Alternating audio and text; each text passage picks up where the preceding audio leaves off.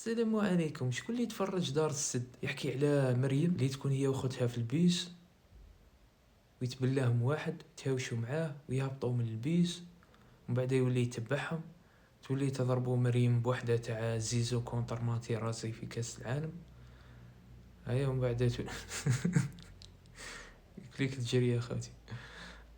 المهم لا علينا. من بعد تدخل الحبس وبعد عامين تخرج وتسمح في موح مول الطابله وتروح وتروح تخدم فهم دوميناج في الفيلا تاع ياسمين. انا ما فهمتش خوتي والله، غير حيرتني انا.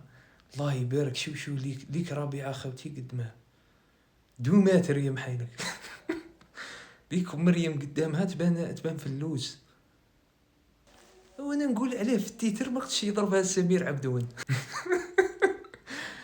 قال لك جابوا له طابور يا خوتي. قلت له اسمع، هاك حاطني اسمه جرموني ولا هاك حاطني ياسمين عماري؟ راسي طير. لا غير مسلسل مليح خوتي قسما بالله. واخرج محمول الطابلة خلينا أطلع البلاد